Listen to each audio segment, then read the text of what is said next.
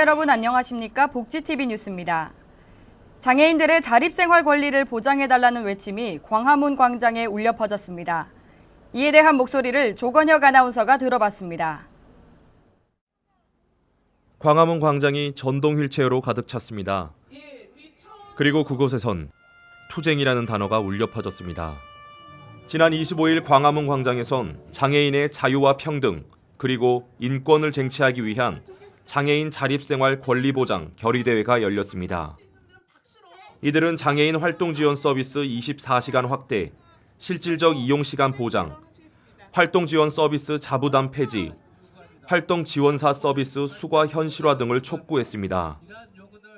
문재인 정권이 공약에서 약속했던 탈시설을 강화하려면 보건복지부가 탈시설 정책을 지금부터 내놔야 되는데 내놓고 있습니까, 여러분? 예산이 빵원입니다. 문재인 정부가 도대체 뭔 짓거리 하고 있는지 정책을 위반하려고 하는데 예산이 한 푼도 배정하고 있지 않는다. 탈시설 지원 정책 하지 않겠다라고 하는 것과 똑같습니다, 여러분. 한국장애인자립생활센터 협의회 양영희 회장 역시 문재인 정부의 공약 미이행을 꼬집으며 장애인의 생존이 달린 자부담 폐지, 24시간 활동 보조, 장애인의 삶의 질 향상을 쟁취하고자 외쳤습니다. 서울시 장애인 자립생활센터 협의회 최용기 회장은 자립생활센터 예산 확대와 활동 보조 24시간 보장하라는 두 가지 요구안을 강력히 요구했습니다. 일단 오늘의 요구는 두 가지입니다. 센터 예산 확대하라고 활동 보조 24시간 보장하라고 이 두 가지거든요. 그래서 이 두 가지를 동시에 요구하고 있기 때문에 이 두 가지가 다 지원이 됐으면 좋겠습니다. 이들은 광화문 광장부터 효자치안센터까지 행진했으며 행정 과정에서 경찰과의 크고 작은 몸싸움이 벌어지기도 했습니다. 5시간에 걸친 이번 결의대회는 청와대의 요구안을 전달하면서 종료됐습니다. 복지TV 뉴스 조건혁입니다. 성적과 기록에 관계없이 다양한 국제 경기 출전에 기회를 갖는 대회가 있습니다. 바로 스페셜 올림픽 대회인데요. 2019년에는 아부다비에서 하계 대회가 열린다고 합니다. 선발식 그 현장에 하세인 기자가 다녀왔습니다. 내년 열리는 아부다비 스페셜 올림픽 세계 하계 대회에 출전할 대한민국 선수들이 꾸려졌습니다. 기록으로 순위를 매겨 출전 선수를 정하는 다른 대회와는 다르게 추첨으로 이뤄집니다. 지난 2016년과 2017년 진행한 스페셜 올림픽 전국 하계 대회에서 각 종목 조별 1위 입상자들 가운데 현장 추첨을 통해 최종 출전 선수를 결정했습니다. 2019년 아부다비 스페셜 올림픽 하계 대회가 내년도 3월에 벌어질 예정입니다. 그래서 오늘은 거기에 나갈 우리나라 대표 선수들을 선발하는 그런 선발 절차를 가졌고요. 저희 스페셜 올림픽 코리아는 이들 그 선수들이 최고의 기량을 가질 수 있게끔 최선을 다해서 지속적으로 지원을 해줄 생각으로 있습니다. 한편 아부다비에서 열리는 스페셜 올림픽 세계 하계 대회에 대한민국 선수단은 총 151명이 참가하며 전체 25개 종목 가운데 11개 종목에 참가합니다. 복지TV 뉴스 하세인입니다. 서울시 장애인 복지관협회와 복지TV가 업무 협약을 맺었습니다. 복지TV와 서울시 장애인 복지관협회가 지난달 25일 장애인과 같은 사회 소외계층의 권익 신장을 위한 업무 협약을 체결했습니다. 두 기관은 장애인에 대한 인식 개선 관련 정책과 사업 개발, 홍보 등에 있어 적극 협력하기로 했습니다. 이를 통한 나눔과 배려 문화 확산이 기대됩니다. 서울 한복판에 야외 영화관이 꾸며졌습니다. 올해로 16회를 맞은 서울 장애인 인권영화제 그 현장에 다녀왔습니다. 시설에서 18년을 산 혜정 씨와 언니 혜영 씨가 함께 생활하는 이야기를 담은 영화 어른이 되면. 제16회 서울 장애인 인권영화제가 지난달 25일부터 27일까지 열렸습니다. 누구도 배제되지 않는 세상이라는 주제로 사전 공모에서 선정된 10편과 국내외 초청작 10여 편을 선보였습니다. 제16회 서울장애인인권영화제는 차별의 정화라는 큰 타이틀을 갖고 올해 주제는 누구도 배제되지 않는 그런 세상이라는 주제로 진행이 되고 있습니다. 장애인, 비장애인 함께 더불어 또 누구도 배제되지 않고 차별되지 않는 그런 세상을 향해서 영화로 만나는 그런 시간이라고 할 수 있겠습니다. 폐막작으로는 2012년 장애 등급제와 부양 의무제 폐지, 그리고 장애인 거주 시설 폐지를 외치며 광화문 역사 안에서 농성을 시작한 이들의 목소리를 담은 장호경 감독의 광화문 농성 작품이 선정됐습니다. 하지만 여전히 미흡한 해결책은 정부의 과제로 남아 있습니다. 복지TV 뉴스 손자희입니다. 장애인들에 대한 적정 임금은 물론 양질의 일자리 제공이 필수적입니다. 편견과 차별 없는 일터에 하세인 기자가 다녀왔습니다. 빠르게 4잔의 커피를 내리고 라떼아트도 척척 만들어냅니다. 한 커피업체가 연 장애인 바리스타 대회입니다. 이 업체엔 266명의 장애인이 전국 매장에서 일하고 있는데 승진에 차별이 없어 이 가운데 46명이 중간관리자 이상 직급입니다. 대회에 참석하게 되어가지고 이제 여러 가지 연습도 많이 했었고 또 이렇게 경험도 통해가지고 이제 앞으로도 이제 매장에서 일할 때 자신감을 가지고 일할 수 있을 것 같아요. 한 항공사가 운영하는 장애인 표준사업장. 임직원들이 저렴하게 커피와 네일아트, 마사지 등을 이용할 수 있습니다. 장애인 직원 40여 명 모두 정규직. 자회사로 운영되지만 항공권 할인과 학자금 지원 등 복지는 본사와 동일하게 제공됩니다. 회사에 보면 월급이 조금 적은데 여기는 월급이 공평하게 주고 미장애인과 함께 차별 없이 혜택이 똑같이 받으니까 너무 좋아요. 전문가들은 장애인에 대한 의무 고용을 넘어 편견과 차별이 없는 양질의 일자리 제공이 확대돼야 한다고 지적합니다. 장애인이 일반인하고 동질의 일을 할 수 있는 여건을 만들어주고 거기에 맞는 동질의 임금을 지급하는 것들이 굉장히 중요한 거라고 보여져요. 복지TV 뉴스 하세인입니다. 요즘은 대부분 아파트에 거주하지만 옆집 이웃의 얼굴조차 모르는 분들이 많은데요. 그에 따라 도움이 필요한 이웃을 직접 찾아 나서기로 했습니다. 조건혁 아나운서입니다. 수원의 한 아파트. 이 집에 사는 66세 이영자 씨는 독거노인입니다. 사연을 모르면 별 문제 없어 보이는 살림이지만 관리비 42만 원을 5달 동안 내지 못해 살 곳조차 잃을 처지입니다. 이런 이 씨네 집에 경기도 공무원과 사회복지사가 직접 가 필요한 도움이 무엇인지 세심히 살핍니다. 지금 최고 어려운 게 뭐야? 지금 생활하시는데 불편한 게. 체납을 했는데 도저히 희망이 없더라고요, 저한테는. 공과금 등을 낼 돈이 없어 체납이 되면 전산에 기록되는데 그 공공 빅데이터를 통해 찾게 됐습니다. 우리나라 아파트 거주 세대는 약 930만 가구입니다. 그중 경기 지역에는 270만 가구, 주민 2명 중 1명꼴로 아파트에 삽니다. 관리비 임대료를 3개월 넘게 내지 못했거나 가스, 수도, 전기 사용량이 거의 없는 세대 등 아파트 위기 가구 일지 조사가 이뤄지는 중입니다. 이웃들의 제보도 받습니다. 위기 가구엔 생계비로 매달 117만 원, 의료비 300만 원까지 지원합니다. 기존에는 저희가 비닐하우스라든가 고시원 등 주거가 취약한 곳을 찾아가서 발굴한 사례가 있었는데요. 이번에 아파트의 경우도 관리비나 임대료 등을 체납한 위기가구를 발굴해서 저희가 지원할 계획입니다. 경기도 조사는 6월 중순까지 실시할 예정. 결과에 따라 통합 사례관리 대상자를 선정해 지속적으로 지원해 나갈 계획입니다. 복지TV 뉴스 조건혁입니다. 광양시가 청소년들의 꿈을 키워주기 위해 이지성 작가를 초청해 독서 콘서트를 가졌습니다. 오보라 기자입니다.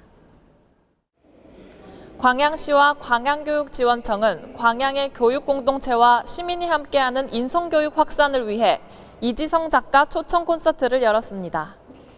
이지성 작가는 꿈을 현실로 만들어주는 독서의 힘이라는 주제로 열린 콘서트에서 독서의 중요성과 학생들의 진로에 미치는 영향이 크다고 강조해 듣는 모두에게 공감을 줬습니다. 이 자리에서는 식전 행사로 광양제철소 관악협주단의 연주와 팬사인회도 진행됐습니다. 우리 광양 지역은 해마다 스타 강사님을 초청하여서 인성교육 아카데미를 열고 있습니다. 올해에는 리딩으로 리드하라의 이지성 작가님을 초청하여서 아카데미를 운영하고 있습니다. 인성교육은 학교에서만 담당한다고 끝나는 것이 아니라 가정, 학교, 시민, 교육 공동체가 함께해야만 그 효과를 거둘 수 있습니다. 이런 취지로 우리 교육지원청은 벌써 5년 넘게 인성교육 강좌를 기획해서 운영하고 있습니다.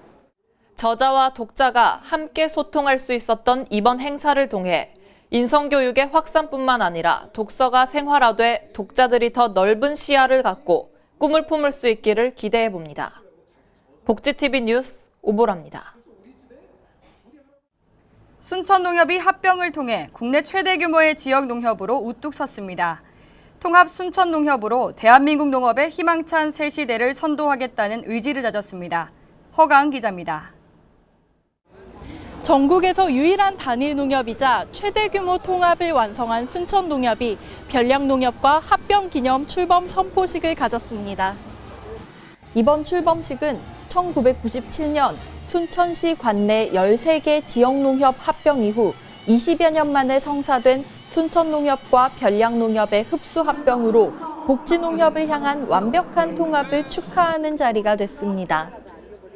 순천 팔마체육관에서 개최된 출범식에는 6천여 명의 많은 조합원들과 고객이 참석했고 농특산물 전시와 태양광 발전 사업 컨설팅 코너 등 다양한 부대 행사도 이어졌습니다. 순천농협과 별량농협의 조합원들은 각 지점마다 특색 있는 입장식을 준비했고 오후에는 지역별 장기자랑과 명랑운동회를 즐기며 이번 합병으로 더욱 단합된 모습을 보여줬습니다. 18,000여 명 조합원들의 목소리에 귀를 기울이고 지역 농업인과 조합원들의 복지 향상이 이루어지길 기대합니다. 복지TV 뉴스 허가은입니다. 고흥군이 재가 중증장애인과 함께 따뜻한 봄맞이 나들이에 나섰습니다. 이날 행사에는 재가 중증장애인과 보호자가 초청됐으며 모범 운전자협회에서 준비한 개인 차량과 간식으로 훈훈한 정을 나눴습니다. 고흥경찰서의 지원으로 더욱 안전한 나들이가 된 이번 행사는 2001년부터 매년 실시해 소외계층에 대한 관심을 환기시키고 있습니다. 고흥군 관계자는 수화통역센터와 장애인 심부름센터, 그리고 장애인 복지관 운영 등의 사업을 확대해 모두가 행복하게 사는 고장을 만드는 데 최선을 다할 계획이라고 밝혔습니다. 여수 엑스포항에 올해 처음으로 2,200여 명을 실은 크루즈선이 입항했습니다. 여수 엑스포항에 올해 처음으로 크루즈선 슈퍼스타 아쿠아리우스호가 입항했습니다. 승객과 승무원 2,200여 명을 태운 아쿠아리우스호는 대만 기륭을 출발해 여수 엑스포항에 도착했습니다. 엑스포항에서는 여수 시립국악단의 취타대 공연 등 다채로운 행사로 관광객을 환영했습니다. 출항 전까지 관광객들은 비고쇼 등 여수 밤바다를 주제로 하는 여러 프로그램에 참여해 뜻깊은 시간을 가졌습니다. 전라남도는 앞으로 해외 크루즈 관광객 유치를 위해 관광 인프라를 구축하고 크루즈 기항지로서의 강점을 계속 알려나가겠다고 밝혔습니다. 대전시에서 장애인 복지 증진에 기여한 유공자 표창과 봉사활동을 실시했습니다. 제38회 장애인의 날을 맞아 대전 중구지체장애인협회가 기념행사를 열었습니다. 장애인 복지 증진에 기여한 유공자 표창에 이어 공로장학금 수여식 등으로 진행됐습니다. 아울러 대전시의 한 단체에서도 지역 주민과 요양기관을 초청해 짜장면 급식 봉사와 함께 다양한 볼거리를 제공해 주민들의 큰 호응을 받았습니다.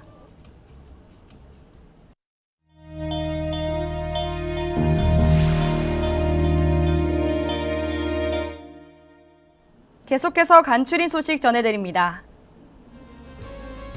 GS25 네일스토어 1호점인 시흥 행복점이 최초로 자활 참여자가 점주가 되는 자활 기업으로 전환돼 지난달부터 운영 중입니다.